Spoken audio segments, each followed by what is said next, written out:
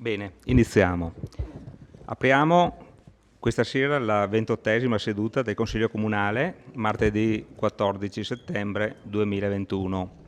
La seduta di questa sera è aperta al pubblico, anche se ancora vediamo poca gente, la partecipazione è ancora scarsa. È comunque garantito il rispetto del principio della pubblicità della seduta del Consiglio Comunale tramite la trasmissione video e streaming internet della Tenda TV. Passo la parola al segretario per l'appello. Buonasera. Bagliana Mirella. Casagrande Andrea. Darè Gian Antonio. De Antoni Giulio. De Bastiani Alessandro Giuseppe. De Nardi Barbara. Dus Marco. Gomiero Maurizio. Miatto Antonio. Pagotto Alberto. Parrella Roberto. Rasera Gianni. Rosset Mario. Assente giustificato. Salezze Silvia. Sant'Antonio Paolo. Presente. Tonon Roberto. Assente giustificato. Varaschin Gianni.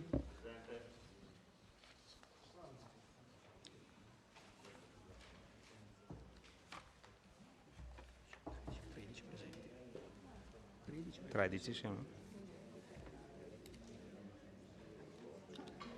Bene. Iniziamo con una... Ah sì. Allora, la nomina degli scrutatori, allora dalla lista dei capigruppo mi sono stati dati i seguenti nomi: Varaschin, Dus e Gomiero.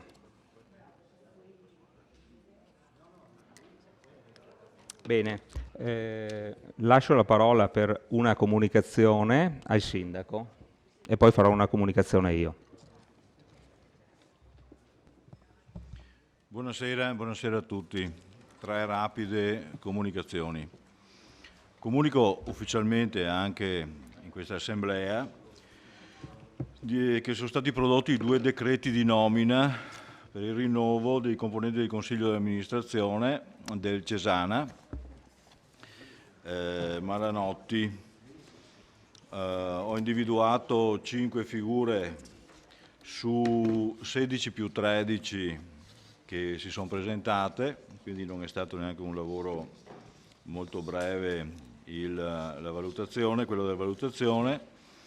Alla fine, basandomi su quello che erano i curricula presentati e sulle caratteristiche delle persone che conoscevo, ho optato per l'avvocato Giuseppe Maso, per il dottor Rudy Casagrande, per Alberto Cabras, per la dottoressa Monica Tonon e la dottoressa Greta Alfieri.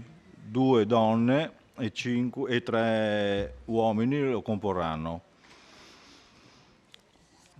Col decreto successivo del 10 del 9 ho provveduto anche a rinnovare con una nuova nomina l'amministratore unico della società Vittorio Veneto Servizi.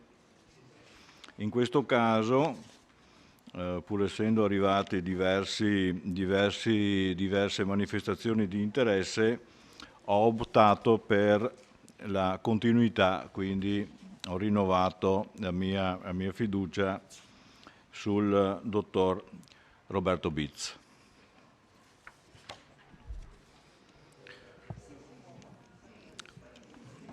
Mi preme anche comunicare ufficialmente che, se non cade il mondo, riusciamo finalmente a partire col 32esimo concorso di violino Città di Vittorio Veneto, premio internazionale Prosecco Doc, con tutte le sue caratteristiche di internazionalizzazione che lo caratterizzano, con l'elevato numero di partecipanti e con la ricca gamma di sponsor che hanno appoggiato questo evento al quale ci teniamo in modo particolare.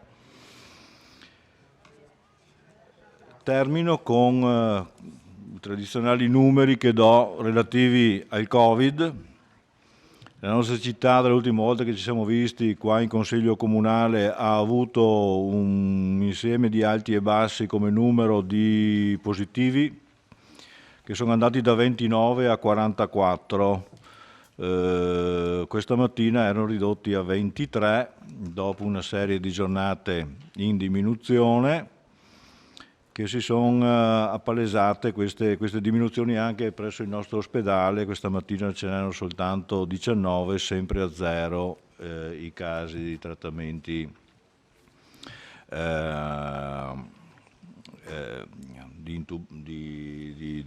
di ammalati intubati o comunque che usano l'ossigeno, quindi sono ospedalizzazioni a sintomi minori. Approfitto per ricordare che l'unica arma che abbiamo è la vaccinazione. La nostra città, abbiamo cominciato da alcuni giorni a ricevere le percentuali di copertura vaccinale suddivise per coorti di età di 10 anni e 10 anni. Noi siamo un pochettino più bassi rispetto alla media dell'US2 di un 3-4 punti per cento. Oltre alle norme igieniche generali è il vaccino che migliora la situazione. Fra poco partiranno anche le terze dosi, soprattutto per gli anziani. Cerchiamo di ricordarci tutti com'era la situazione quando i nonni ci morivano in casa di ricovero. Adesso questo non sta più succedendo, con la terza dose speriamo di proteggerli ancora. Per il resto della popolazione resta impregiudicato il mio invito alla vaccinazione, un po' di impegno civile e invito tutti a farlo. Ho finito. Grazie Sindaco. Ora faccio una comunicazione relativa all'ordine del giorno. Allora, prima, durante la riunione dei capigruppo, è scaturita una decisione derivata da sostanzialmente una lettera che l'opposizione ha mandato all'amministrazione e al Presidente del Consiglio, in cui si richiedeva di spostare in avanti e di rimandare un punto dell'ordine del giorno, che è quello relativo all'intervento di riqualificazione su area denominata ex Case Borca. Allora il Sindaco ha accettato di buon grado questa proposta e effettivamente l'argomento è un argomento piuttosto complesso, per cui valeva la pena di prendere qualche giorno in più per ragionarci sopra e soprattutto per vedere la documentazione, che è molto corposa. Pertanto il punto numero 3 verrà rimandato probabilmente alla settimana prossima, e il resto dell'ordine del giorno rimane invariato. Bene, apriamo i lavori con la prima domanda di attualità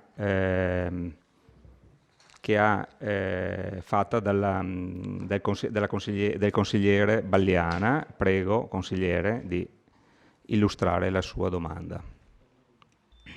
Grazie Presidente, buonasera a tutti.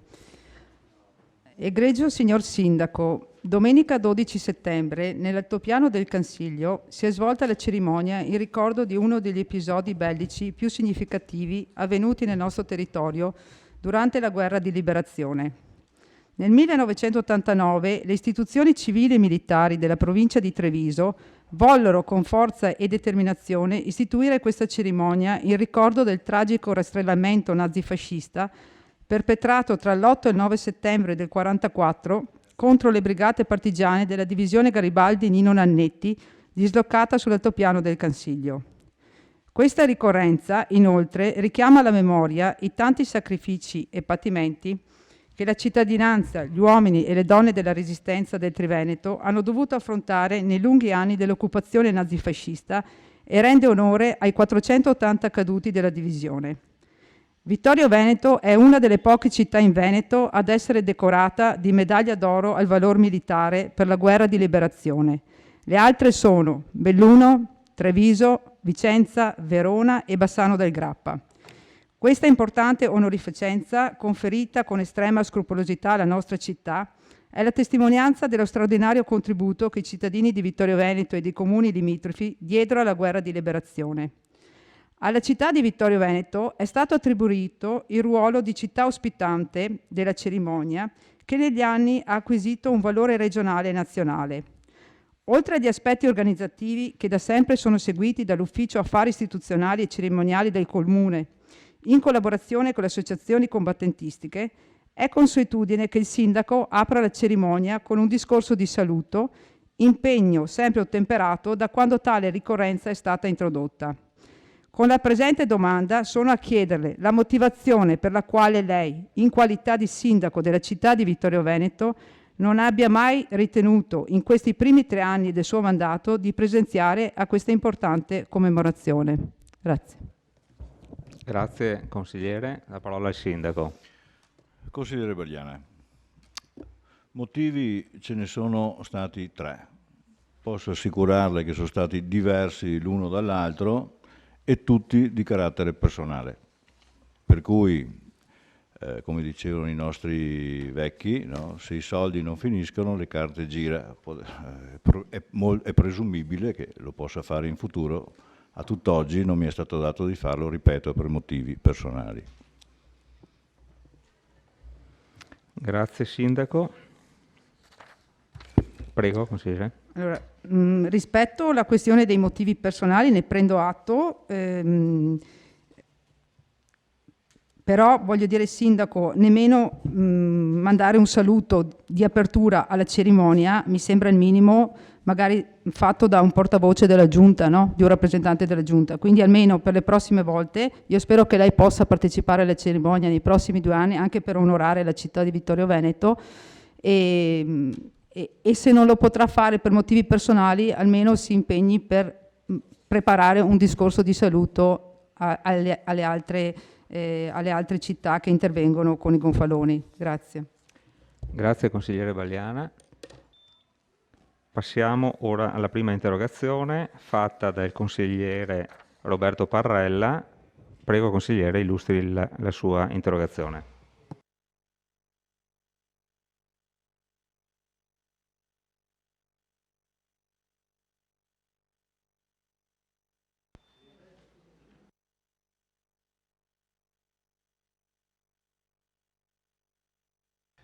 Intende rispondere alla... No, mi spiace, non si può, perché la domanda di attualità è verso il sindaco risponde. Ah, va bene. Mi spiace. Sì. Così dice il regolamento, non è che sono io che decido, quindi io lo faccio solamente eseguire. Prego, consigliere Parrella, per l'illustrazione della interrogazione.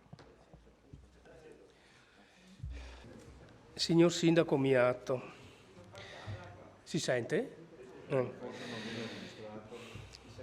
Nei giorni scorsi sui giornali locali la notizia che un considerevole gruppo di comuni trevigiani, 44 per la precisione, aveva vinto un ricorso al Consiglio di Stato contro l'attuazione del patto di solidarietà tra i comuni imposto dal governo centrale del 2015. Uniti tutti quanti sotto l'egida dell'ANCI, i comuni trevigiani avevano già vinto un ricorso al TAR del Lazio nel 2017, alla cui sentenza si era opposto il governo che ricorse contro la sentenza al Consiglio di Stato. Alla fine, dopo ben 4 anni, il verdetto definitivo che sancisse la legittimità delle argomentazioni dei ricorrenti, ai quali sostenevano che la ripartizione delle risorse del Fondo di solidarietà era un meccanismo iniquo, se non perverso, perché non andava ad aiutare i comuni più bisognosi, ma quelli la cui spesa storica era sicuramente meno virtuosa. Quello che le chiedo, signor Sindaco, mi atto, anche a nome dei cittadini vittoriesi poco informati su questo avventato e oscuro passo dell'amministrazione precedente, è di rendere noto quali sono state le motivazioni adottate dalla loro amministrazione vittoriese per giustificare la mancata partecipazione al ricorso dell'ANCI, che vedeva il comune di Conegliano capofila dei ricorrenti. Non credo sia stata una motivazione politica dell'amministrazione vittoriese a sostegno del governo centrale, ma allora di centrosinistra, anche se il concomitante mancato ricorso del comune di Treviso potrebbe far pensare, mi ricordo che c'era il dottor Manildo. Credo piuttosto che l'amministrazione vittoriese si sia comportata coerentemente con il modo di operare che l'ha contraddistinta nei 5 anni, che ha governato la città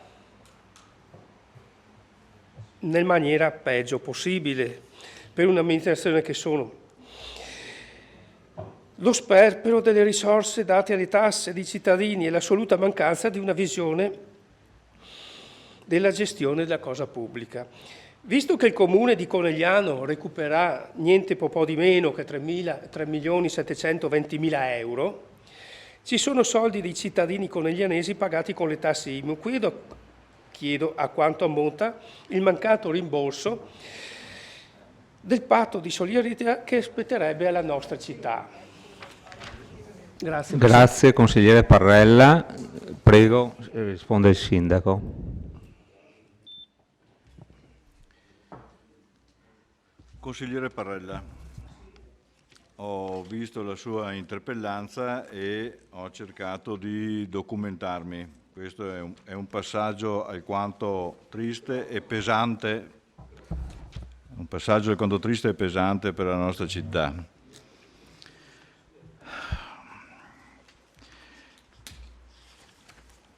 Circa la cifra che i vittoriesi hanno elargito ai comuni poco virtuosi,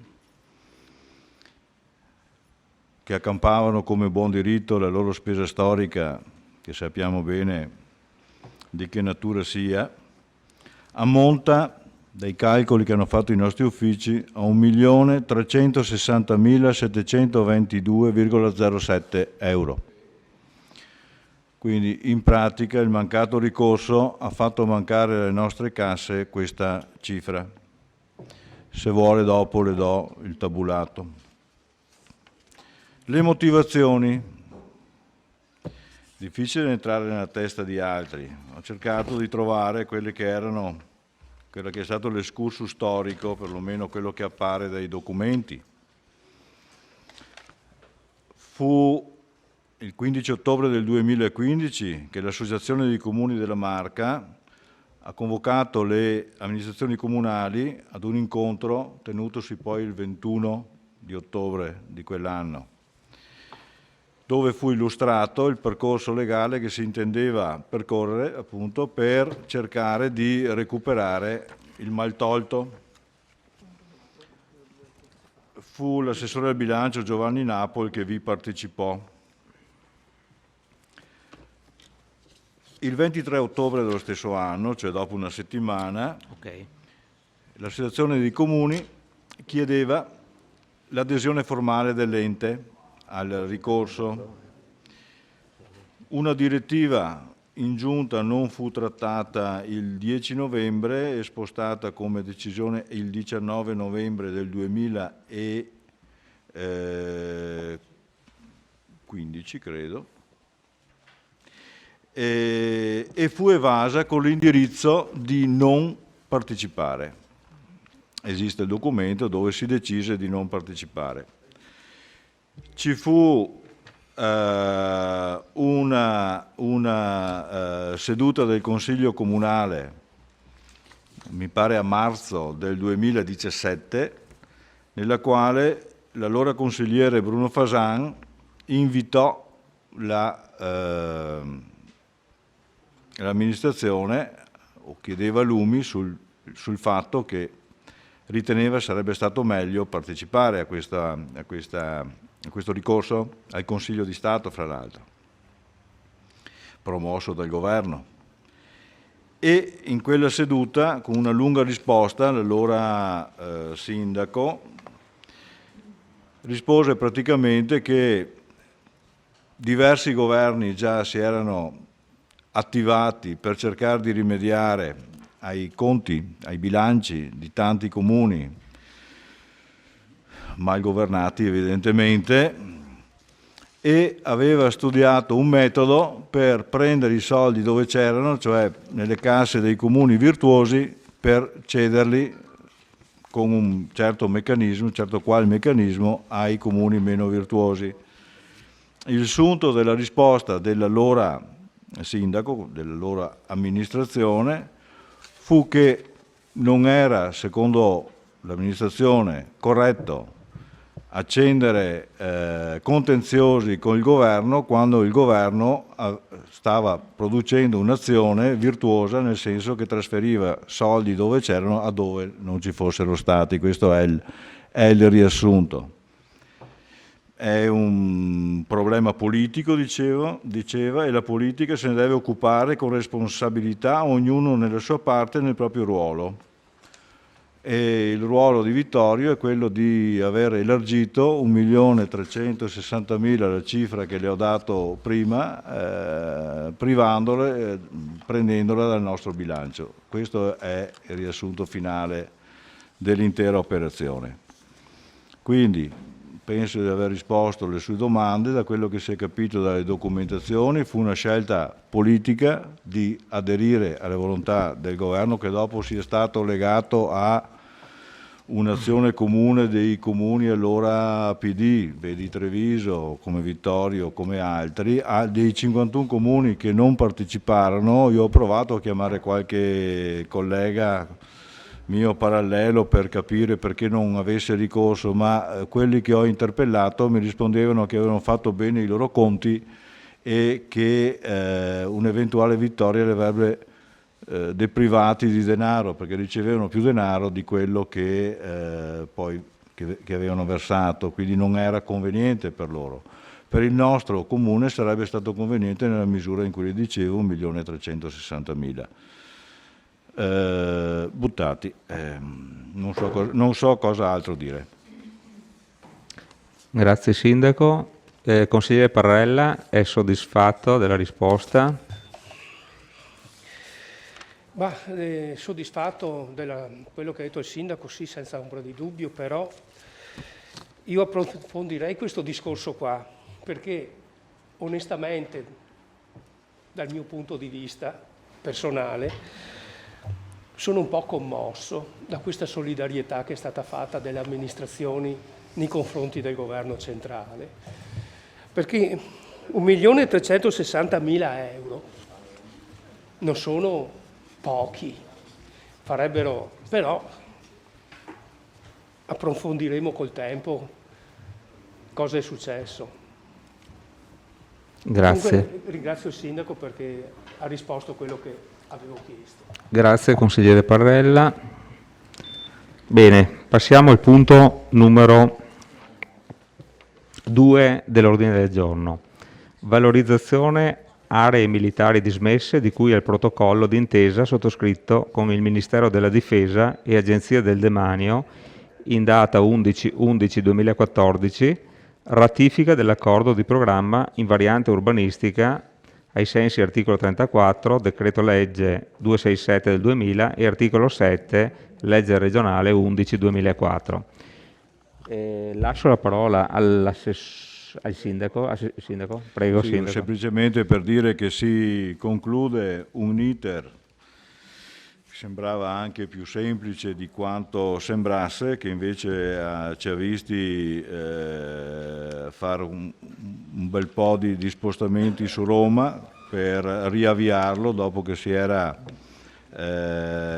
rallentato l'intero percorso, e che si sta concludendo oggi per quel che riguarda l'azione del nostro comune con questa ratifica di questa sera, i cui particolari tecnici li lascio all'ingegner Curti.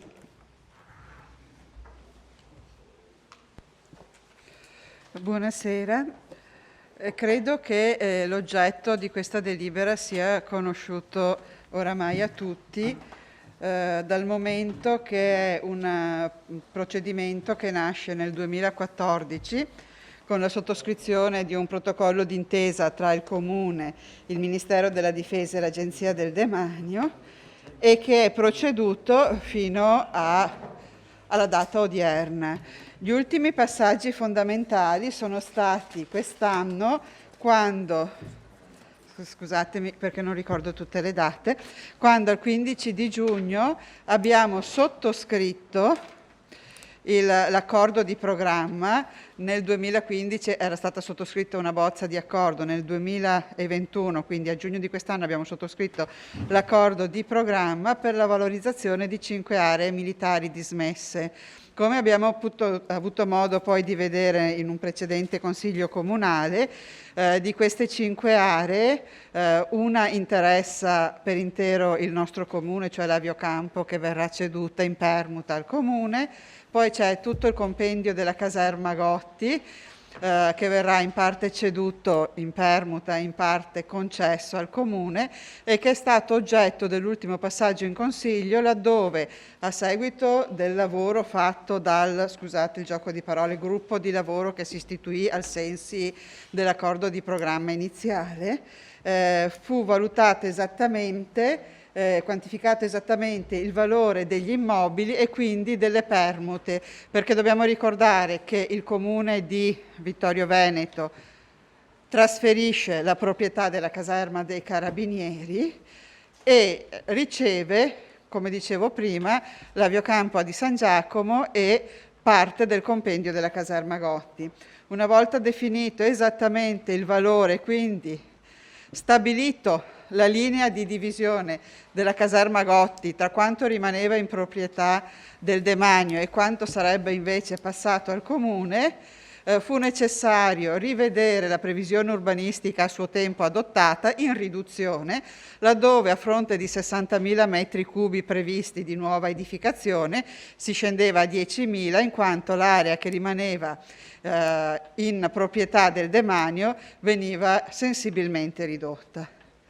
Quindi abbiamo ripubblicato l'osservazione, non sono pervenute nei termini osservazioni. Siamo all'ultimo passaggio in quanto scusate perché ad agosto il presidente della provincia ha approvato la variante. Le varianti, come sapete, vengono approvate dalla provincia di Treviso, quindi con decreto del Presidente 116 del 24 agosto la variante conseguente all'accordo di programma è stata approvata e questa sera il Consiglio viene chiamato a ratificare l'accordo di programma e quindi la variante. La variante diventerà efficace 15 giorni dopo la pubblicazione nel BUR, pubblicazione che sarà curata dalla provincia stessa. Questo è un po' tutto l'excursus, quantomeno delle ultime parti, perché credo che ne abbiamo discusso già molte altre volte dei vari passaggi.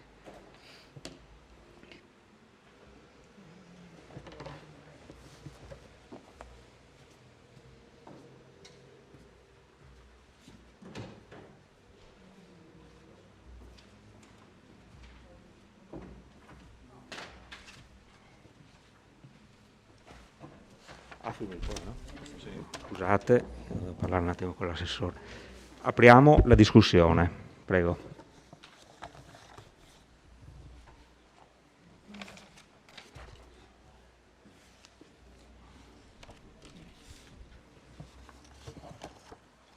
Ci sono prenotazioni?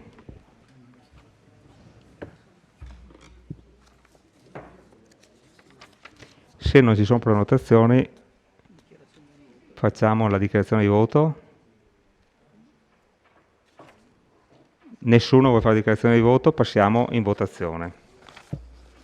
Allora, favorevoli alla delibera? Quindi 1, 2, 3, 4, 5, 12.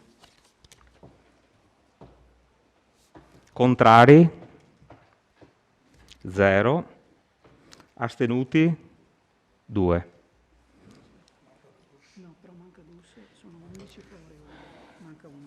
Allora, riproviamo un attimo qui. Favorevoli? Contiamo 1, 2. Allora 12, contrari 0, astenuti 2. La delibera è approvata con favorevoli 12, contrari 0, astenuti 2. Passiamo alla immediata eseguibilità. Favorevoli? Sempre 12. Contrari? 0. Astenuti? 2. Astenuti 2. Perfetto. Bene, passiamo al punto numero 4 dell'ordine del giorno. Atto preliminare d'intesa per la promozione della ciclovia del Meschio. Lascio la parola per l'illustrazione al Sindaco. Prego, Sindaco. Allora, circa questo atto preliminare d'intesa per la promozione della ciclovia del Meschio, forse è il caso che io ripercorra il breve excursus che l'ha preceduto e generato. Siamo stati contattati noi sindaci della provincia di Treviso e Regione Veneto dai colleghi della Regione Friuli, dei comuni di Caneva e Sacile, che da tempo pensavano fosse una cosa utile il connettere la nostra viabilità ciclistica, la ciclopedonale nostra, la ciclabile nostra, dipenderà poi da che funzione alla fin fine avrà questa via, alla loro regionale che passando per Sacile va dalle loro montagne al loro mare. Il tratto era già descritto dal percorso del fiume Meschio, per cui è stato chiaramente identificato come ciclovia del Meschio quest'opera. Avevano già provveduto a tracciarla grazie all'apporto di professionisti amanti della bicicletta, i quali già lo conoscevano abbondantemente questo percorso e ritenevano fosse utile farlo e non difficile e non costoso realizzarlo. Ci hanno convocati i comuni di Vittorio Veneto, Colle Umberto, Cappellamaggiore e Cordignano, cioè i comuni percorsi dal Meschio, per farci vedere quelli che erano i loro primi abbozzi di progetto. I nostri consiglieri hanno verificato la bontà del percorso che era stato tracciato, li hanno aiutati a identificare quelli che erano i migliori percorsi per uscire dall'abitato di San Giacomo, connettendosi con la ciclabile che già ci arriva e connettendola quindi al percorso individuato, e alla fin fine di questo percorso è stato stilato un atto preliminare che tutti i 6 sindaci noi abbiamo sottoscritto e che prevedeva che non passasse solo come delibera di giunta, ma che fosse presentato e approvato nei singoli consigli comunali. Caneva e Sacile l'hanno già fatto, i nostri comuni lo stanno facendo, lo stiamo facendo anche noi questa sera. Tutto qua. Una volta completato il giro dei 6 consigli comunali, l'impegno è di presentare questa idea, accompagnata magari da un primo progetto, alle rispettive regioni per averne l'assenso e l'apporto eventualmente di un qualche finanziamento per raggiungere un bel giorno la sua realizzazione. Il nostro comune sta già lavorando a livello progettuale per fare un'opera per noi molto gravosa e importante, che è la ciclovia dell'amicizia, che ci percorre da nord a sud. È chiaro che nella sua quota sud andrebbe a innestarsi girando ad est su questa idea progettuale. Ad oggi speriamo un giorno arrivi come opera fruibile. È tutto. Grazie Sindaco. Prego consigliere Dus. Sì, buonasera innanzitutto. Siamo assolutamente a favore di questa iniziativa che l'amministrazione sta portando avanti assieme agli altri comuni, e crediamo che vada assolutamente nella direzione giusta, e speriamo poi soprattutto che si possa ricevere dei finanziamenti per poi realizzarla, perché poi alla fine che non rimanga solo una buona idea. Solo un suggerimento molto semplice. In città noi conosciamo tutti la nostra meravigliosa pista ciclabile e la sua continuità anche, e quello che manca alla nostra città è il collegamento, poi l'infiltrazione nei vari quartieri è sempre stato un punto molto complicato da risolvere. E il bello appunto della nostra ciclabile è rappresentato dalla sua continuità, dal fatto che non ci siano attraversamenti pericolosi, eccetera, eccetera. Allora, quello che vorrei così, mi auguro, è che anche la progettazione della futura ciclabile sia un unicum, perché se iniziano ad esserci interruzioni di attraversamenti, eccetera, non si può parlare ancora di ciclabile naturalmente, però perde, diciamo, quel fascino che ha invece una ciclabile continua. So che la cosa non è semplice, perché probabilmente gran parte dei percorsi sono già esistenti, maggior parte sorgerà su terreni privati che dovranno essere o espropriati o quantomeno trovare degli accordi di programma, eccetera. Però, ripeto, se la ciclabile ha una sua continuità, allora viene usata e dopo la si può valorizzare, e si può creare anche una narrazione attorno a questa ciclabile. Altrimenti rimangono dei monconi qua e là che sì, sulla carta viene scritto ciclabile, però di ciclabile ha poco o nulla. E naturalmente tutto questo ha a che fare anche con la sicurezza, perché più sono le interruzioni e più frammentata è il percorso, maggiori sono i rischi di sicurezza. E quindi buon lavoro chi la sta progettando, spero di poter vedere presto il percorso in commissione, e bene così, insomma, su questa iniziativa. Grazie. Grazie. Consigliere Dus, consigliere Balliana. Allora, anch'io saluto favorevolmente questa promozione di questa ciclovia del Meschio, e vorrei solo evidenziare un aspetto, cioè che quando si sottoscrive un atto d'intesa per la promozione di una cosa come questa, poi bisogna metterci anche l'impegno per cercare di portare avanti con tutte le energie la realizzazione di ciò, e mi riferisco in particolar modo al discorso del Meschio e soprattutto alla tutela del Meschio.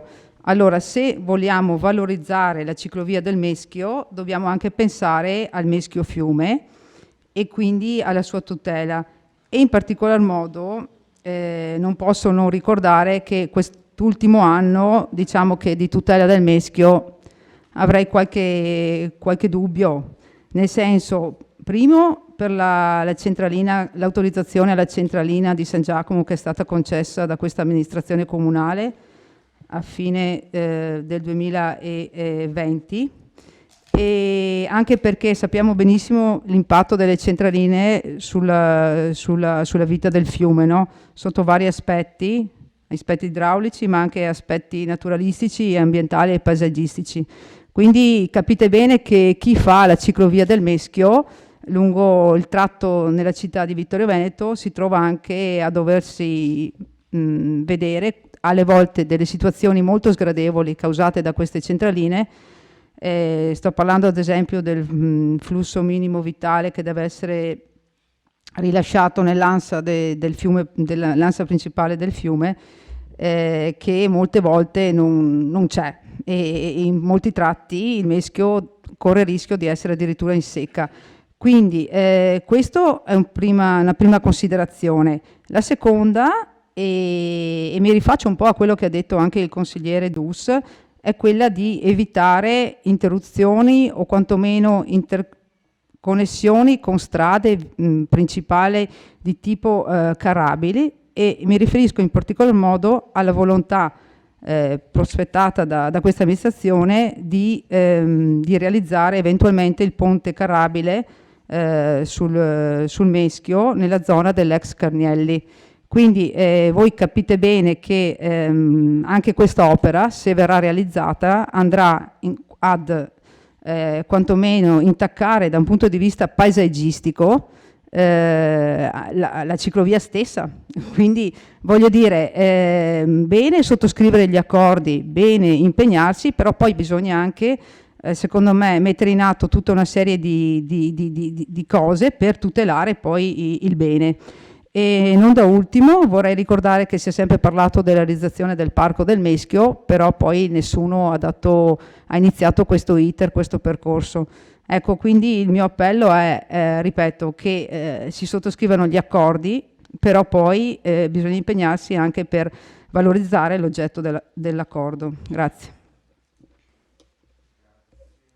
Grazie, consigliere Balliana. Altri interventi? Consigliere Gomiero. Buonasera. Ho seguito personalmente dall'inizio gli accordi che poi il sindaco ha siglato con i vari comuni che attraversati dal fiume Meschio.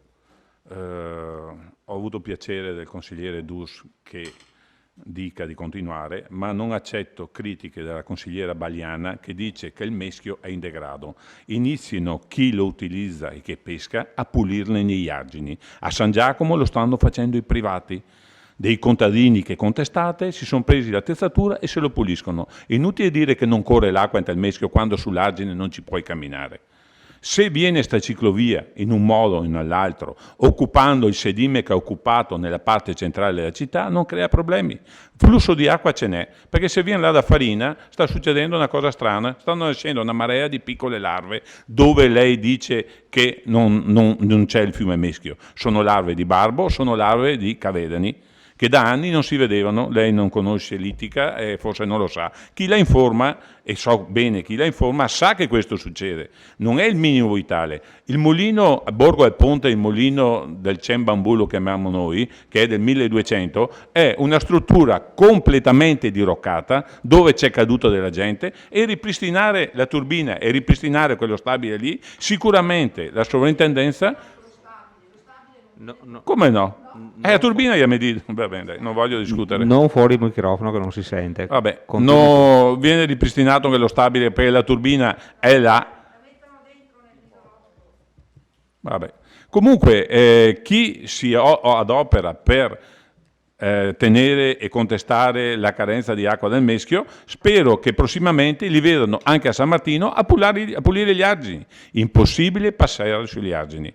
Sta ciclovia è stata concepita anche in Friuli, non solo esclusiva come quella di Vittorio Veneto, ma si vanno a utilizzare, e loro hanno parecchi percorsi di campagna, e verrà una ciclovia mista in sede propria e un percorso utilizzabile tracciati stradali secondari esistenti, perché nelle zone di Colle Umberto, nelle zone di Cordignano, ci sono strade, anche a San Giacomo, ci sono strade di campagna pochissimo utilizzate che costantemente sono utilizzate anche domenica dai ciclisti. Sanno già i tragitti dove fare, c'è solo da fare dei raccordi, sicuramente non farli andare in piazza San Giacomo, ma se percorrono Borgo al Ponte e tutte le strade fino al confine con gli altri comuni o nel confine di Colle Umberto, di Cordignano e di Cappella Maggiore, ci sono strade secondarie che possono essere utilizzate lungo l'asse del Meschio. Però vorrei una volta tanto dire ai signori che contestano la poca acqua nel Meschio che andassero anche a pulire gli argini. Gli argini sono completamente abbandonati. Grazie. Grazie consigliere Gomiero.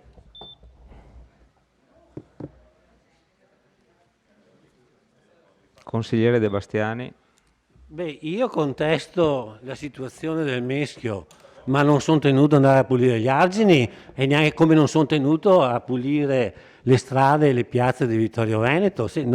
È una strana fantasia quella espressa dal consigliere Gomiero, che se uno ha qualcosa da dire deve prima prendere la ramazza e andare a pulire. Comunque, se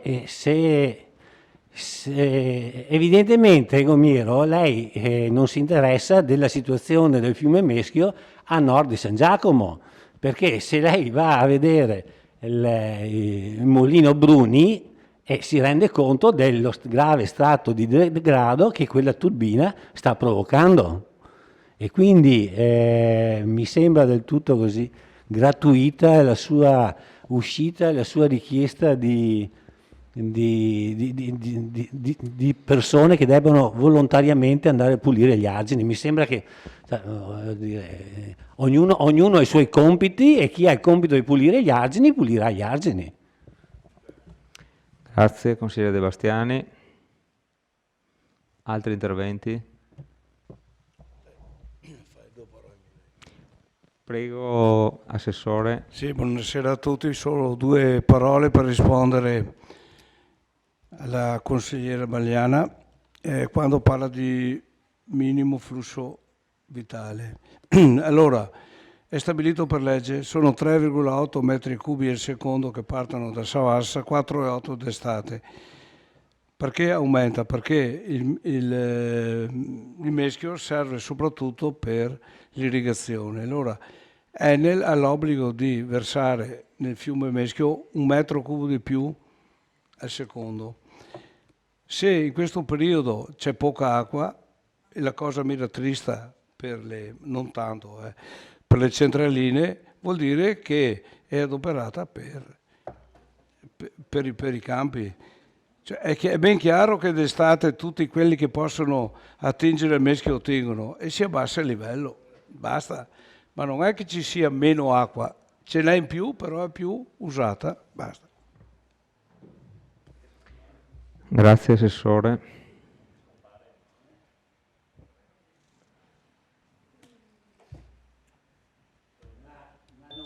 Consigliere Bagliana. No, per il secondo intervento. Allora,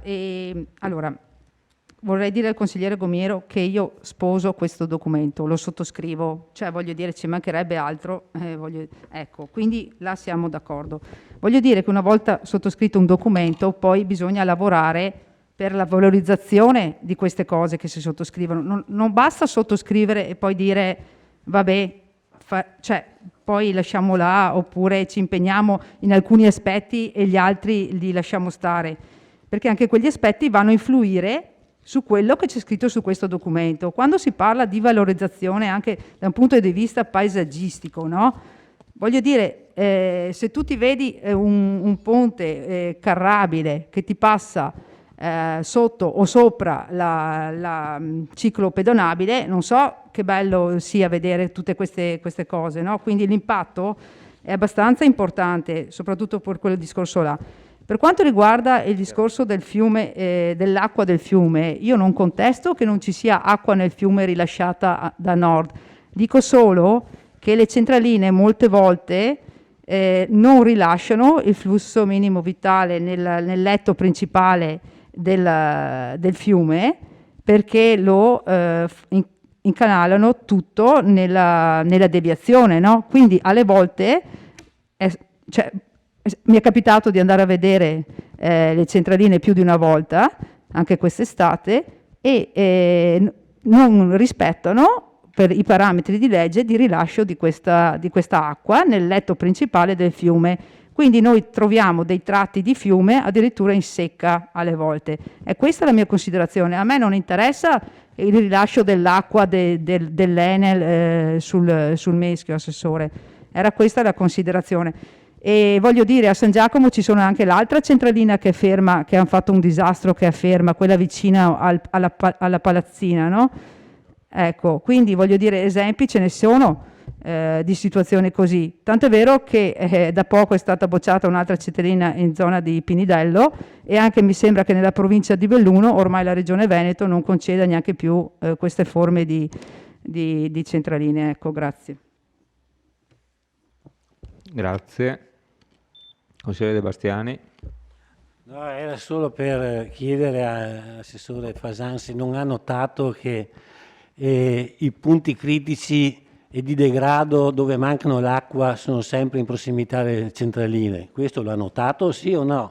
Perché dire che non ci sono tratti del Meschio che sono quasi in secca vuol dire, vabbè, negare la realtà, oppure voi non andate mai da quelle parti, può anche essere. ma è evidente a tutti quelli che passano e vedono dove ci sono i problemi di mancanza di flusso d'acqua. Questo è innegabile. Dopo se si vuole difendere le centraline comunque e sempre, si può fare. Grazie, consigliere De Bastiani. Consigliere Rasera.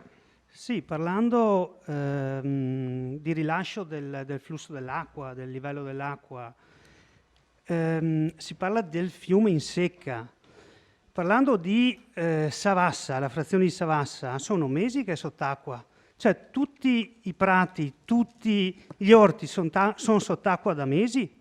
Cioè, qui mi rivolgo all'assessore, bisognerebbe anche fare un sopralluogo. È stato promesso da tanto tempo, assessore, un sopralluogo del Genio Civile, perché dopo la pulizia del Meschio, degli argini, l'acqua si è alzata, quindi c'è un tappo da qualche parte, però lì è un problema da risolvere, perché se si alza ancora di 5 centimetri, e qui acqua ce n'è tanta in abbondanza rispetto a sud che ce n'è poca probabilmente, ma lì ce n'è tanta. Quindi gli abitanti della frazione di Savassa hanno fatto anche una raccolta firme, è stata mandata al Genio Civile se non mi sbaglio, però anche loro si aspettano delle risposte. Cioè lì non si può tagliare più l'erba, gli orti non danno più raccolto, bisognerebbe anche capire come si può risolvere anche il problema a nord, non solo a sud. Grazie. Grazie. Ricordo che ha solo 2 interventi. Rispondo velocissimamente. Ultimo. Al consigliere Rasera, sì, è stata inviata al Genio Civile la raccolta di firme dei residenti di Savassa e ho sollecitato un incontro, un sopralluogo con Genio Civile, sono in attesa di una risposta. Probabilmente c'è un periodo di ferie e ancora non ho avuto risposta. Comunque l'amministrazione sta attenzionando quel problema. Per quanto riguarda invece il flusso minimo vitale, parte, come diceva il consigliere Rasera, da Savassa, e poi se lei mi dice che in tratti del Meschio è quasi secco perché le centraline, guardi, è il Genio Civile che ha la competenza su queste cose, capisce? Allora io accetto la sua osservazione, che però diciamo che è anche visiva, non è tangibile con dati reali, perché lei non ci crederà, ma io ho di continuo solleciti da parte di quelle centraline che hanno poca acqua. Invece la mia opinione è che il Meschio d'estate serve per l'irrigazione dei campi. Allora può essere che da qualche parte ci sia quasi secca perché è stata presa, le centraline prendono, rilasciano, non è che bottiglino l'acqua o la mettono da parte. Sì, ho capito che un piccolo tratto può essere in secca, ma non ci credo. Grazie. Grazie, assessore. Altri interventi?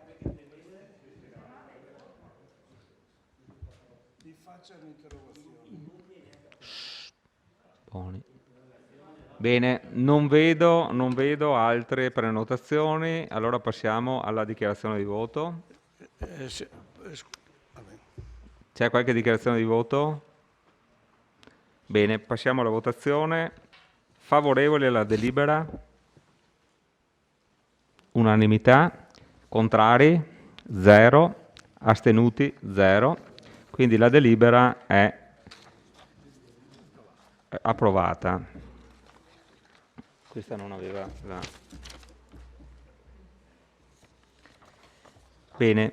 Punto 5 all'ordine del giorno. Individuazione organismi indispensabili di competenza del Consiglio Comunale, anno 2021. Lascio la parola all'assessore Antiga per l'illustrazione. Grazie Presidente. L'articolo 96 del DL 267 del 2000, al fine di conseguire risparmi di spesa e recuperi di efficienza, ci invita tutti gli anni a fare una ricognizione di quelli che sono gli organismi indispensabili per l'attività dell'ente. Potenzialmente sono gli stessi potenzialmente sono gli stessi dell'anno scorso, sono talmente pochi che si sta un secondo anche a riassumerli. Parliamo di commissioni consigliari, la prima, seconda, la terza, il comitato di gestione galleria civica, la commissione di pari opportunità tra uomo e donna e la commissione consigliare Piruea ex area Fassina Carnielli e i consigli di quartiere. Questi sono quelli che sono stati riconfermati anche per il 2021. Grazie. Bene, apriamo discussione. Consigliere De Antoni. Solo un'informazione che forse chiedo al segretario o all'assessore. Il nucleo di valutazione è un organismo che ancora è previsto dalla normativa? C'era una volta. E come mai non abbiamo ritenuto di approfondire la possibilità di istituirlo anche qui o c'è già? Il nucleo di valutazione. Prego, segretario, se vuole rispondere. Sì, è previsto dai nostri regolamenti interni, si chiama non nucleo di valutazione ma organismo di valutazione, è una peculiarità proprio del comune, è stato fatto anche, è attualmente gestito con un programma del dottor Giovannini, che è il professore dell'Università Castellanza, che ha organizzato il sistema di valutazione anche per il centro studi della Marca Trevigiana, in cui il comune ha aderito. Lui è anche il componente nel nostro organismo. Sì, assolutamente. Perché è previsto dalla nostra normativa, non so perché non l'abbiano ripetuto, ma comunque non è che questo viene meno, nel senso è un organismo comunque esterno anche, c'è sempre stato comunque questo. Posso controllare perché non è stato chiamato, perché comunque è un organismo effettivamente collegiale anche questo. Sì. Va bene. Sì, sì. Sì. Non c'è mai stato.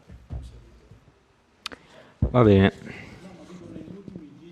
Microfono, se... Sì, va bene. Negli ultimi anni che esiste, e chiedo scusa perché non so dare la risposta, non è mai stato inserito, quindi vuol dire che la sua logica magari ce l'ha.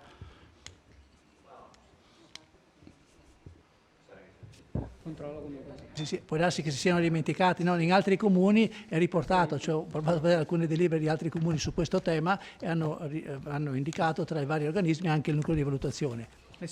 Valutate, insomma, se ci siamo dimenticati. Sì, le saprò dare una risposta più precisa, confermo comunque che tuttora sussiste nel comune. Ok, grazie. Grazie consigliere De Antoni. Altri interventi? Consigliere Bagliana. Sì, no, approfitto per, ho visto qua tra le commissioni e mi ricordo di farne parte anch'io, la commissione consigliare Piruea era area ex Fassina ed ex Carnielli, e mi rivolgo anche al presidente della commissione, il consigliere Casagrande, chiedendogli se questa commissione è stata riunita solo una volta da quando è stato insediato il Consiglio Comunale. E cioè, vorrei far presente che questa commissione era stata istituita per la questione ambientale, perché il sindaco diceva in commissione che vuole tenere separata la parte urbanistica da quella ambientale, e appunto sulla quella ambientale mi viene da dire che il discorso dell'inquinamento esiste ancora, e qui mi ricordo gli interventi della ex minoranza, ora maggioranza, nella scorsa legislatura, quando reclamavate controlli continui e indagini continuative sul discorso del cromo esavalente, e sono passati ben 2 anni, 3 anni dall'epoca. Penso sia ora che il sindaco, in qualità di garante della salute, provveda ad un ulteriore controllo del cromo esavalente nel terreno e lungo l'asse del Meschio, perché per quanto riguarda l'Ethernet, il dirigente, uno dei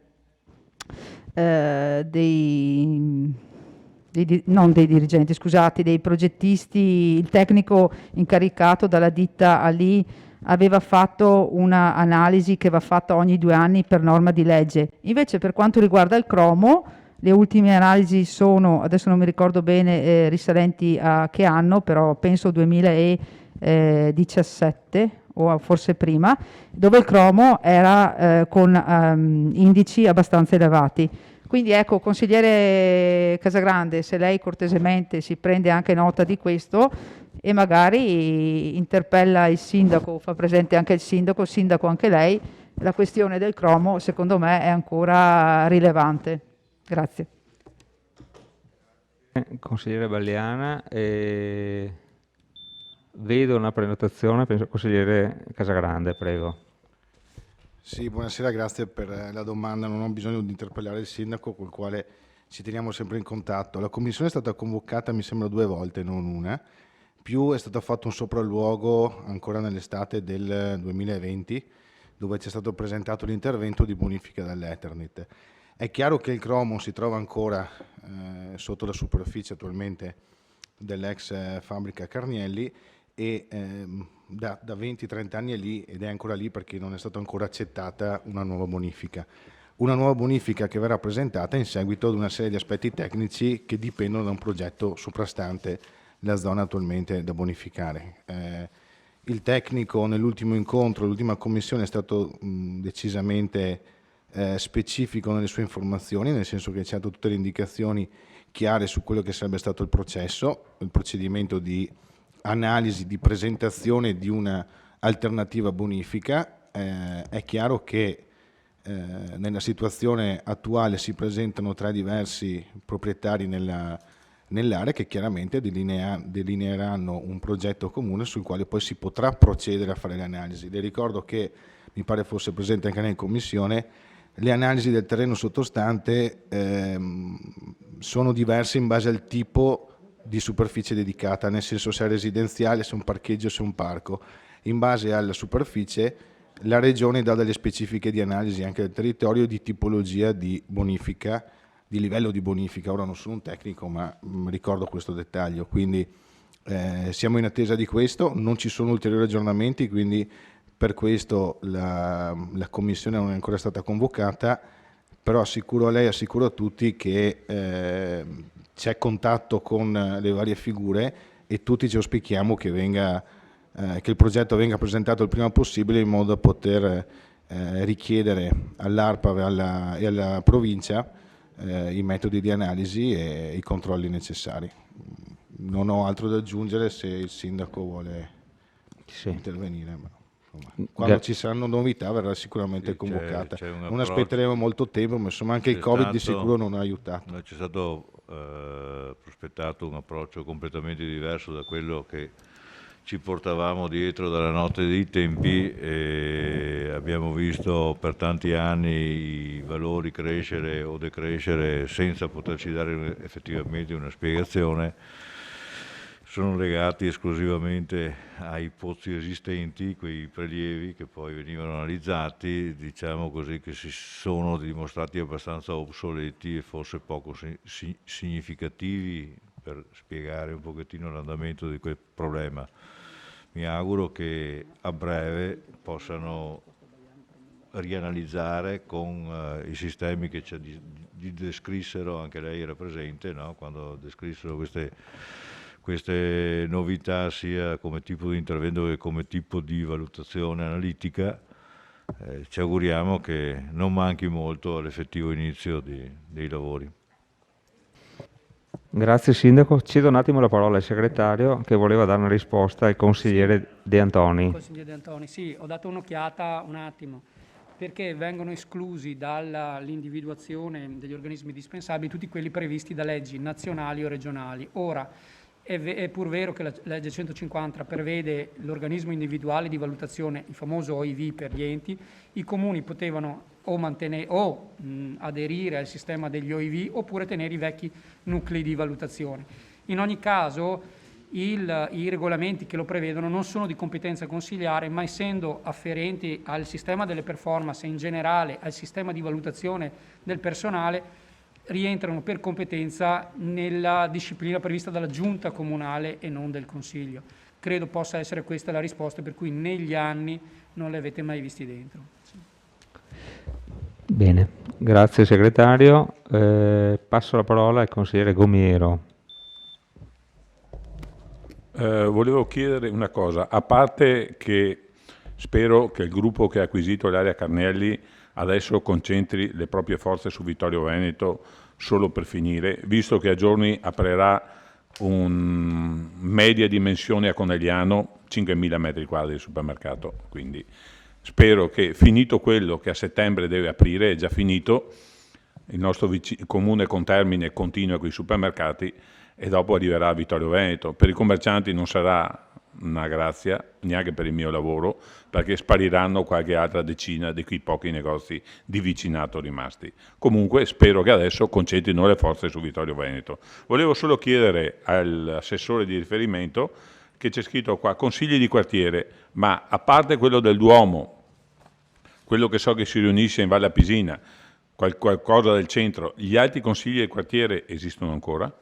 Dobbiamo mantenerli? Vanno rieletti? Sono scaduti? Una domanda mia personale. Grazie. Non è nessuno? Vuole rispondere subito, Assessore? Se posso, prego. L'organismo dei consigli di quartiere esiste. Ci sono stati delle parti che sono stati nominati, sono stati delle parti che in maniera liberale hanno deciso di non volerlo. Quindi quelli che hanno fatto le votazioni si sono predisposti ad averli, e che se si riuniscono non lo so, nel senso che hanno una loro attività, hanno un loro programma e sicuramente svolgeranno le loro funzioni. Io so che quello di Ceneda, per esempio, si riunisce e si è riunito anche in momenti Covid, ovviamente con poche persone perché quelle sono limitazioni, però il comitato lavora e lavora nei termini che gli è stato concesso.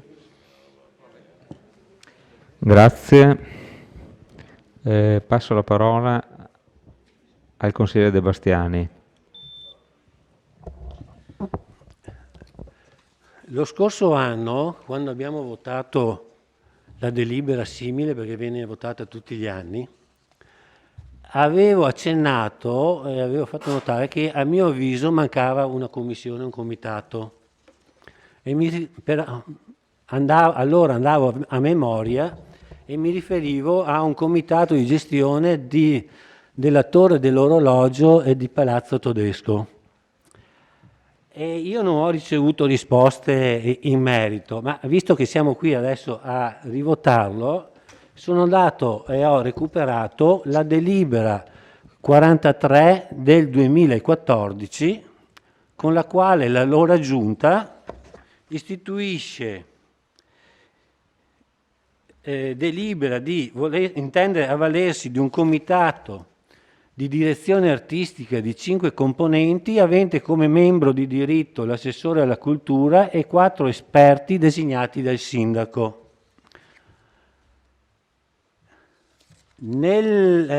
Questa delibera è stata votata dall'allora Giunta da Re all'unanimità con i voti favorevoli dell'assessore Caldart, allora come adesso, dell'assessore Fasan, allora come adesso, dell'assessore allora adesso sindaco Miatto e dell'assessore Rossetta allora.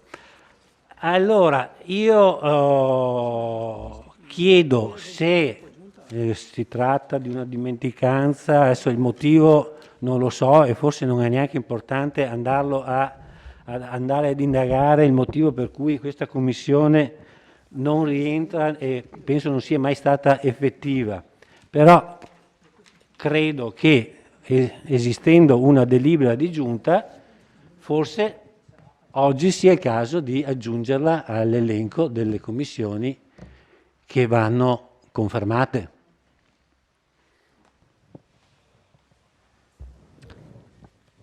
Provo a dare una risposta io. Si ricollega al stesso discorso del dottor De Antoni prima. Essendo stata istituita dalla Giunta, l'articolo 96 prevede che questo tipo di comitati, commissioni vengano riconfermate dall'organo che ha la competenza di confermarle. Essendo stata quella costituita con una delibera di giunta, casomai l'organo competente a confermarla non potrebbe essere che la giunta e non il Consiglio. Stasera vengono portate all'esame consigliare solo ed esclusivamente quegli organismi, diciamo così, che sono afferenti alla competenza consigliare. Grazie segretario. Consigliere Dus.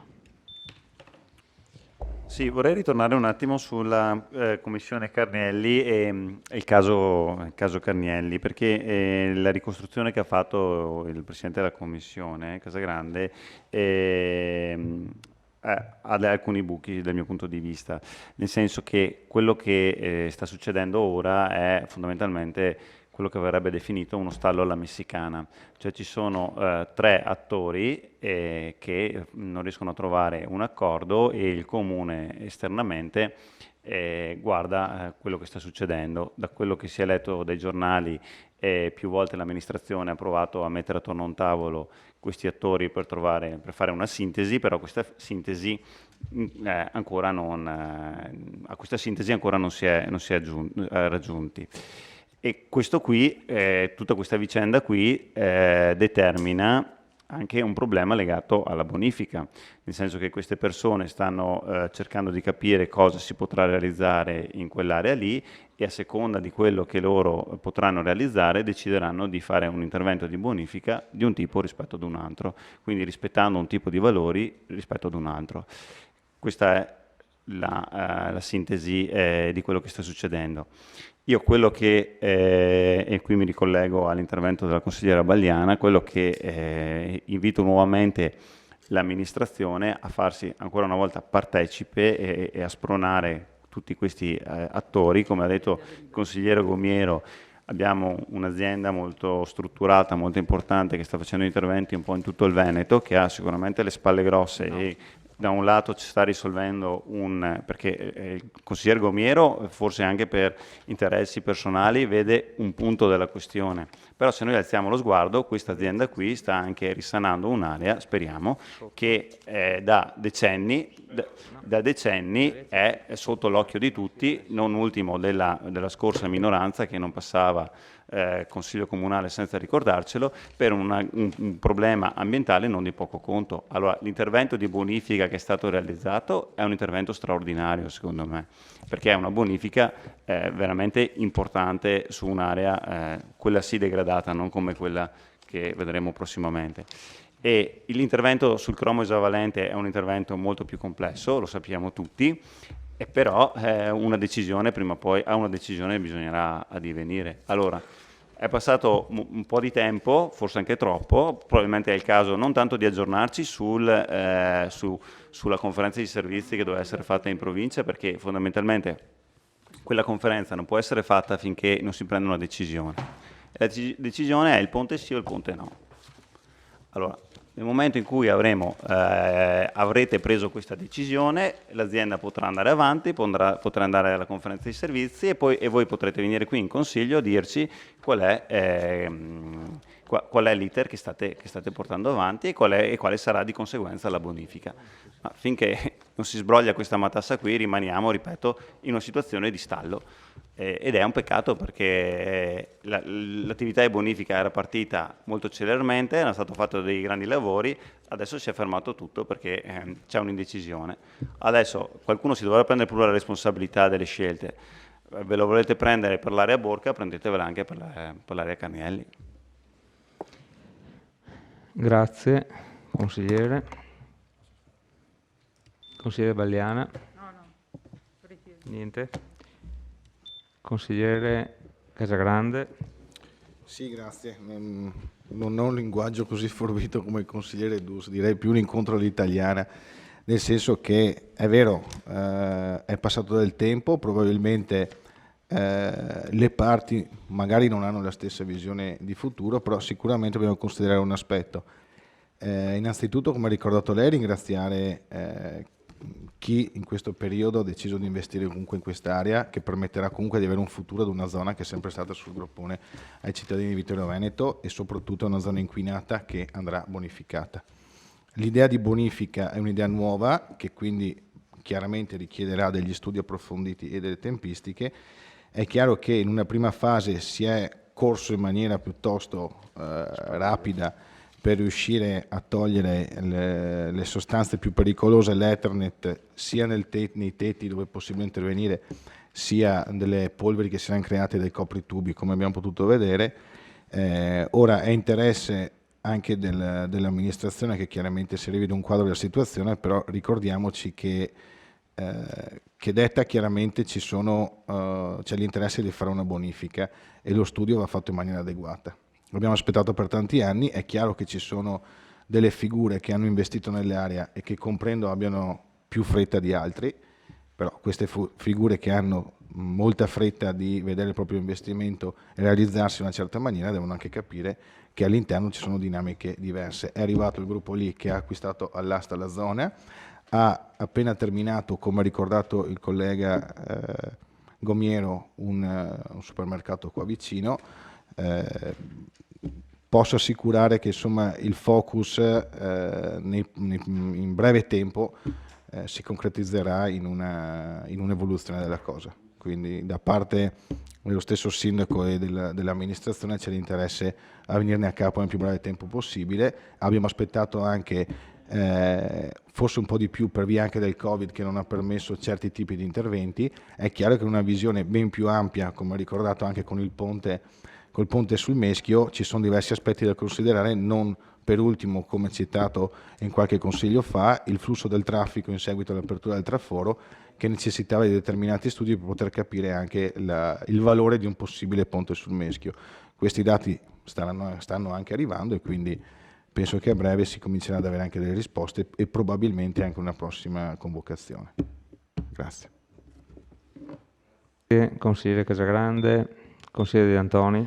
Sì, rischiamo di andare fuori tema rispetto alla delibera che stiamo esaminando, però su questo discorso il quartiere centro si è riunito più volte e ha sentito anche i rappresentanti dell'azienda che ha acquistato i terreni e quello che è emerso, se non ricordo male, è che l'azienda non può presentare il piano di bonifica fino a quando non si sa che cosa si fa sopra, perché le analisi vengono fatte tutte allo stesso modo, ma l'intervento di bonifica varia a seconda di quello che ci sta sopra. E quindi c'è una situazione di stallo, non so se all'italiana o all'americana o alla messicana, ma c'è questa situazione di stallo e fino a quando non si fa decidere che cosa si fa sopra, l'azienda non presenta il piano di bonifica. Questo è il risultato di quell'incontro che c'è stato con i rappresentanti dell'azienda. Quindi quello che diceva anche il consigliere Rus è che bisogna riuscire a far decidere che cosa si fa là sopra e a questo punto l'azienda può procedere con la presentazione del piano di bonifica e quindi poi con sottoponendo all'approvazione degli organi competenti. Fino a quando non si decide questo resta tutto fermo. Grazie, consigliere De Antoni.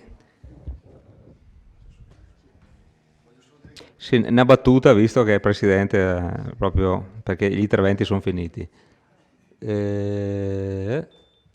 ha Una battuta perfettamente veloce. ragione nel concetto che ho espresso prima: finché non si delinea la superficie non può essere presentato e successivamente vagliato il programma di bonifica della zona. Il progetto della superficie è figlia sia di considerazioni di privati che di interesse pubblico, quindi la cosa è difficile pensare si possa risolvere in 3 mesi. La cosa si sta cercando di accelerare e avrà un risultato, ci auspichiamo tutti, il più veloce possibile. Grazie Presidente. Grazie consigliere. Altri interventi? Bene. Se non ci sono altri interventi e non ne vedo, passiamo alla dichiarazione di voto. Dichiarazione di voto non vedo prenotazioni. Quindi passiamo alla votazione. Favorevoli alla delibera? Unanimità. Contrari? 0. Astenuti? 0. La delibera è approvata all'unanimità. Ultimo punto all'ordine del giorno, punto numero 6.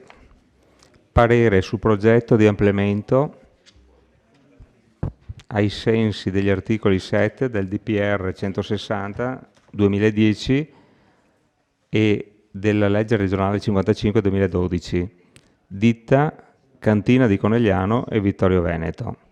Illustra la delibera l'ingegnere Curti.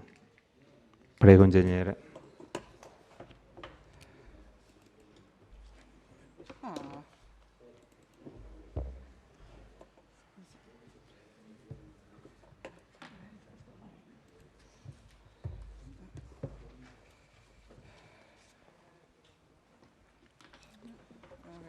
Quello che mi serve, eccolo qua, scusatemi.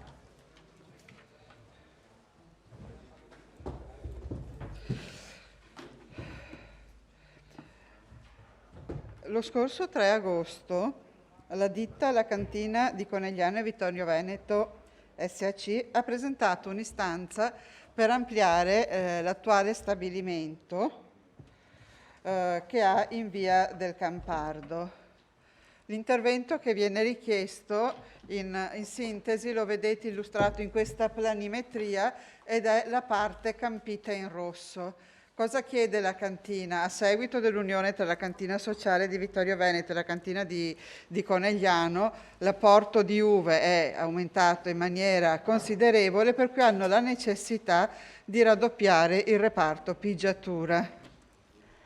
Pertanto hanno presentato istanza per questo ampliamento. Questa però non è una zona D, è una zona C1. Nel tempo sono partiti da un fabbricato acquisendo vari altri fabbricati presenti in zona, demolendo e quindi riutilizzando questo volume. Oggi come oggi il lotto è saturo, quindi non hanno possibilità di nuova edificazione e quindi non hanno possibilità di ampliamento. Chiaramente in questa fase non è possibile una variante urbanistica di tipo tradizionale perché, come sapete, in assenza di PAT non possiamo apportare varianti al piano regolatore. Esiste tuttavia lo strumento cosiddetto dello sportello unico che consente per le attività produttive interventi in deroga o in variante al piano regolatore. Loro, nello specifico, richiedono l'intervento in deroga. L'intervento in deroga ha alcuni limiti. L'ampliamento che la ditta può, intanto è solo per gli ampliamenti, mentre diversamente in variante potrebbe essere anche un nuovo insediamento. Questo ampliamento deve sottostare ad alcuni limiti, quindi deve avere una superficie massima di 1500 metri quadri e comunque inferiore all'80% della superficie già esistente. Il progetto presentato ha queste caratteristiche. In realtà la ditta ha già anticipato che l'esigenza supera queste superfici e sarà di circa 2400 metri quadri. Fattibile non più in deroga ma in variante allo strumento urbanistico con una procedura più lunga. Per esigenze produttive intanto richiedono di poter avere il permesso per questo ampliamento di 1500-1400 erotti metri quadri, successivamente presenteranno la richiesta per arrivare a quelli che effettivamente è la superficie che a loro serve.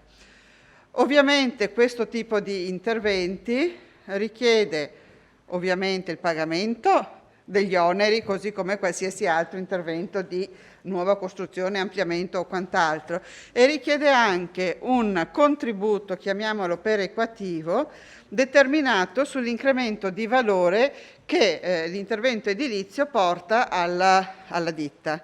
Nello specifico l'incremento di valore è anche facilmente determinabile in quanto abbiamo di fatto un fabbricato, questo in giallo qua a fianco è già esistente, quindi abbiamo questo fabbricato campito in rosso che di fatto è un nuovo edificio a tutti gli effetti.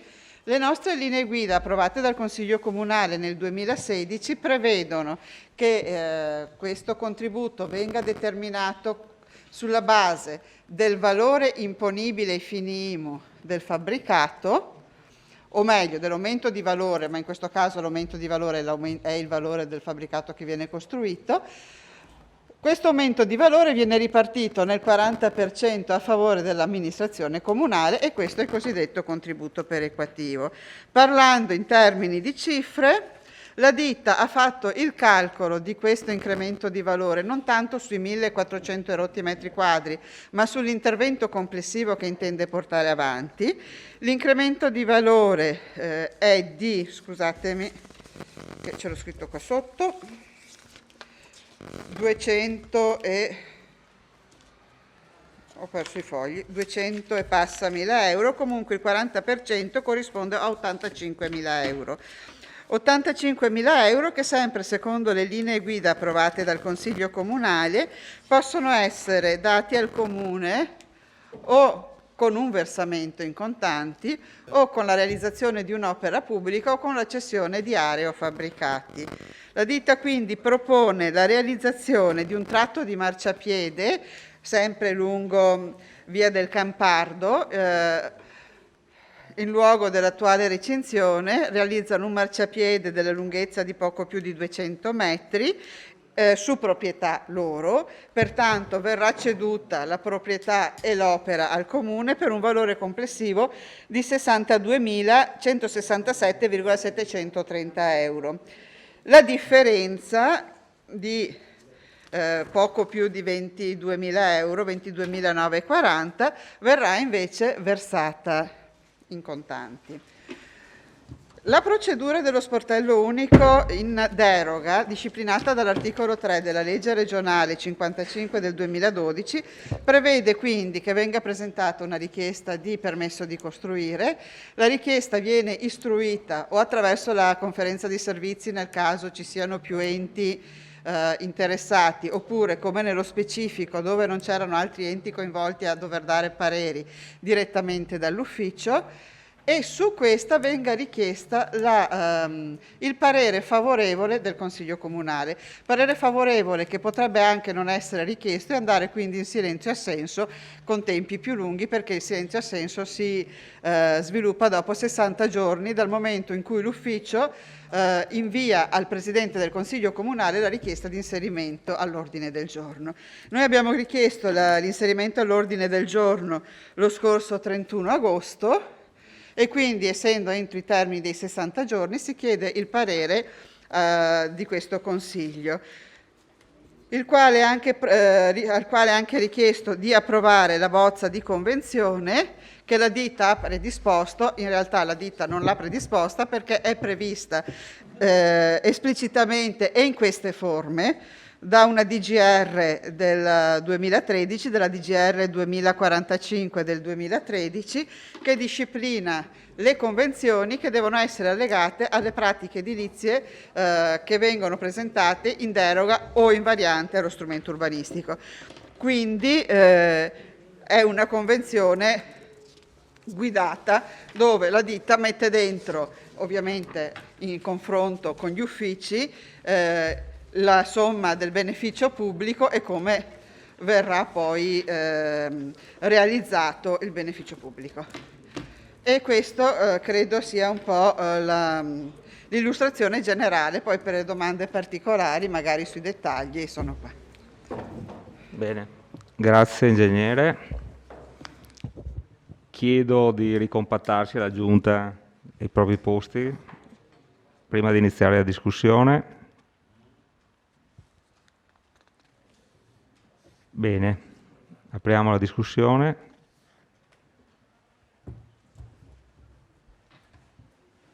Consigliere De Antoni. Sì, due informazioni volevo chiedere all'ingegnere. Una è questa legge regionale 55, l'IPR 160 del 2010 che disciplina il rilascio degli atti abitativi, quello che lei ha citato e che in qualche modo mi avvicino ancora, adesso sente bene. Allora dicevo che nella delibera anche lei ha citato il DPR 160 del 2010 che disciplina il rilascio di queste concessioni edilizie che in qualche modo sono in deroga allo strumento urbanistico, no? Questa possibilità si può utilizzare in aree o in qualunque area, cioè se fosse in una zona diciamo vicino al centro abitato, no? Ce ne sono altri stabilimenti industriali che operano anche all'interno del centro abitato. Questa norma potrebbe essere applicata anche se fosse non in zona D, in qualunque zona si trovi questo fabbricato. L'altra cosa era, abbiamo recentemente fatto una permuta come comune su un terreno che c'era in zona industriale ed è stato valutato di circa 300.000 euro, non mi ricordo con quale azienda, che aveva rinunciato a quel terreno ed è stato trasferito a un'altra azienda. Lei non si ricorda? Era stata fatta quella... Si ricorda delle candele? Quella famosa storia delle candele. Non si ricorda a memoria qual era il valore che è stato... Volevo capire se qualcuno sa, forse qualche assessore, qual è il valore, diciamo, medio di un metro quadro in zona industriale? Il valore circa? 82 euro al metro quadrato. Quella volta? Sì, era circa 100 euro. No, facevo il conto sul fatto che loro possono costruire 1500 metri quadri, moltiplicato per 100, diciamo, il maggior valore è 150.000 euro, è giusto? Sì, giusto. E voglio dire, è chiaro che c'è una norma, sono a conoscenza che c'è una norma approvata dal Consiglio Comunale che stabilisce le modalità per ricavare il valore aggiunto che diciamo, il terreno ha in seguito a questo intervento. Però in effetti ho sbagliato quel calcolo, o comunque il valore se è vero che il valore di un metro quadro è 80 euro, sì, in questo caso il valore l'importo che come comune riceviamo è molto più basso, insomma, ecco questo. Volevo sottolineare solo questo aspetto. Ecco, può darsi che anche la delibera che è stata fatta nel 2016-2017 non sia stata, forse potrebbe anche essere aggiornata, perché la stessa cosa poi si ripresenta anche quando il prossimo Consiglio Comunale esamineremo l'area ex Borca, no? Quindi è un tema che sta adesso venendo avanti abbastanza spesso. Magari una considerazione su quella delibera e sull'attualità di quella delibera anche in confronto ad altre magari delibere che sono state fatte da altri comuni, forse al momento sarebbe quanto mai opportuna. Grazie.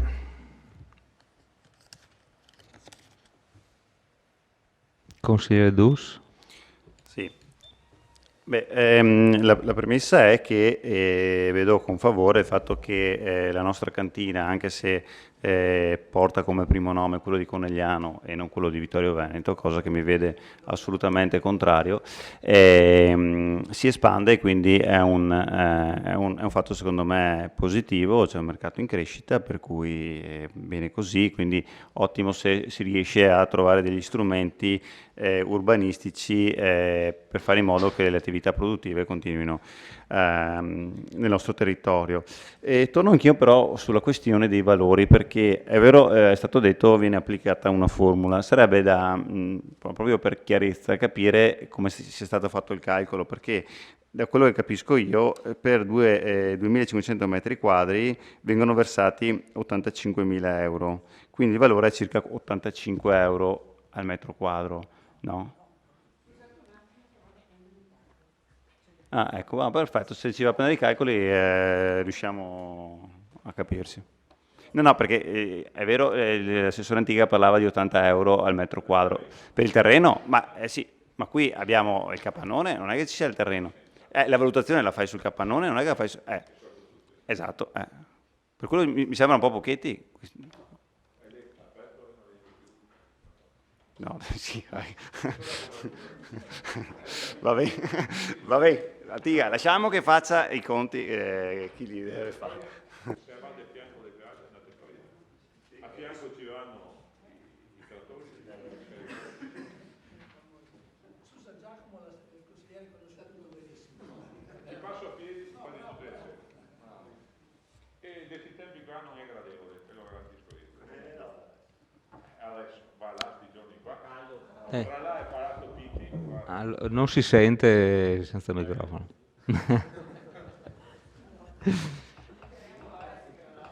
Deve dare risposte,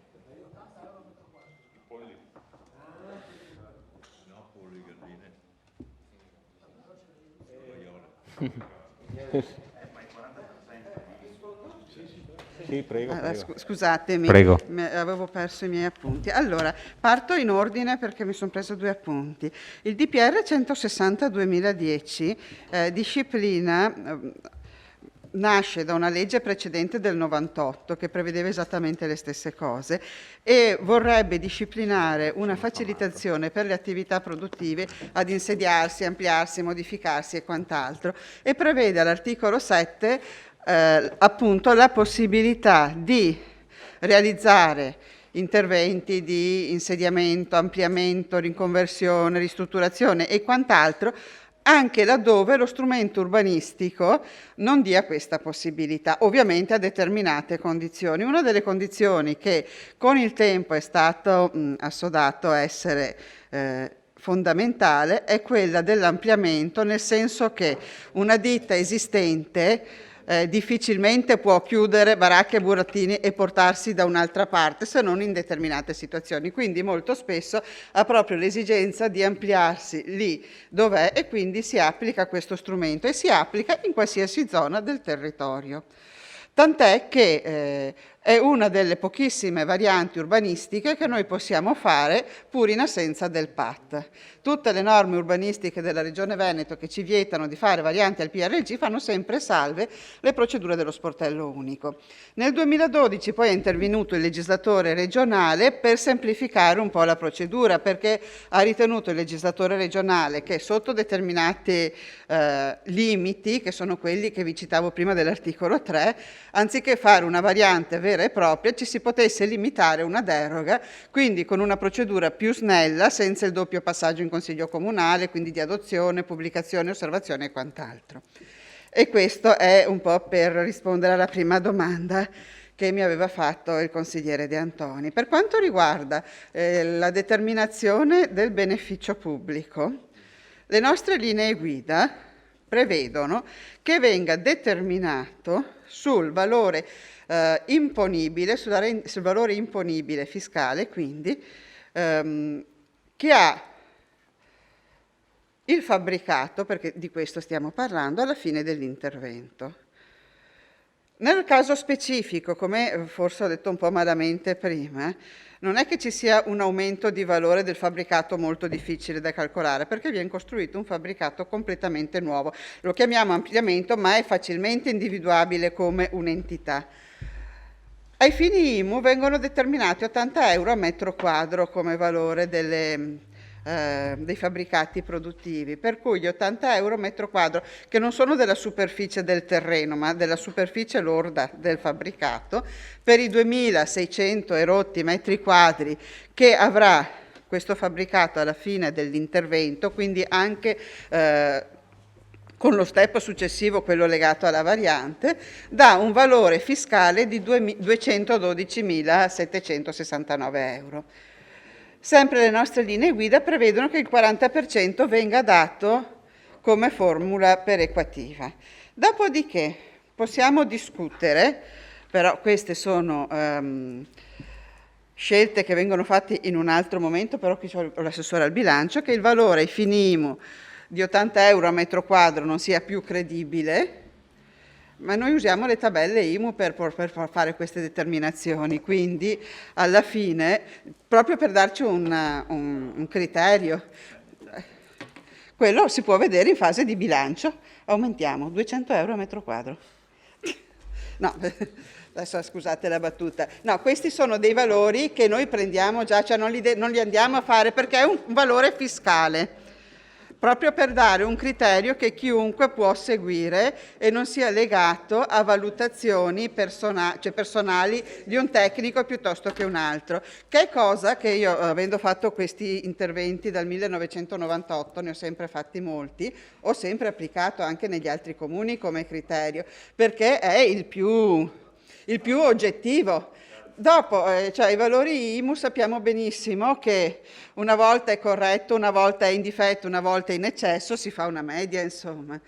No, se l'assessore vuole alzarli, io tiro su più soldi con la perequazione. Sì, è un po' questo. Poi è un caso che l'80 euro a metro quadro del fabbricato corrispondano agli 80 euro a metro quadro di superficie che... Sì, però nascono da due valutazioni, cioè diciamo che questi non vengono neanche proprio valutati in realtà, perché proprio per evitare di creare anche contenziosi cerchiamo di seguire delle linee ben precise quando calcoliamo questi benefici pubblici. Non so se ho risposto. Grazie, ingegnere. Consigliere De Antoni, prego. Sì, solo un'altra integrazione. Leggo sulla delibera che una volta stabilito questo valore 85.000 euro, la ditta, quindi le cantine, propone di realizzare un tratto di marciapiede lungo via del Campardo e di cedere lo stesso al Comune per un costo complessivo dell'opera di 62.000 euro. Allora ho capito, poi gli altri 20.000 euro ce li dai in un altro modo, però quello che noto qui, che poi si notava anche in altre delibere che erano all'esame del Consiglio di questa sera, cioè c'è il privato che propone di realizzare un tratto, ma non poteva essere ribaltata la cosa. Una volta che abbiamo definito che l'importo che l'azienda ci deve dare come al Comune è 85.000 euro, perché non siamo noi a dire quali sono le priorità per San Giacomo? Allora sicuramente il consigliere avrà sicuramente definito, verificato che questa è una priorità, però mi pare strano che debba essere la ditta che propone di fare questa cosa. Ci sono altri interventi che si possono fare a San Giacomo che sono più urgenti rispetto a questo? Perché sembra quasi che sia una comodità, diciamo, comunque una scelta della ditta di fare questo tipo di intervento. Ma ha capito cosa voglio dire? Sì, bene. Grazie, consigliere Antoni. Consigliere Gomiro. La zona del Campardo è una delle zone più degradate di questa città. Non hanno assolutamente niente. C'è stato un incidente 2 mesi fa mortale, poco più avanti. Adesso che stiamo tentando, e la cantina Volenterosa ci ha già fatto 100 metri di marciapiede, ce ne fa di 200, spostiamo quegli oneri là in un altro posto. Iniziamo a sistemare là. Proporli noi va bene, ma loro ci cedono anche del terreno per là, o andiamo a esproprio e noi facciamo il marciapiede da quella parte là, anche perché si va a collegare con la ciclabile del Menarè, quindi viene un anello in sicurezza dove percorrono una marea di pedoni. Il consigliere De Bastiani in commissione ha detto chi ci passa di là. Tutta Colle Umberto viene là a prendere la corriera per andare a Conegliano, a Vittorio Veneto, quindi, e anche tutta San Martino, perché se passa il mattino ci sono decine di biciclette ancorate lungo la strada, a confine della strada, sul perimetro della cantina. Se li facciamo un marciapiede, almeno li mettiamo in sicurezza chi cammina là. Dopo che l'opera sia stata proposta da loro si mangiano il terreno per fare questo. Sì, quello lì è valorizzare quella parte lì, ben venga che valorizzino. Lo spostiamo dove? In piazza?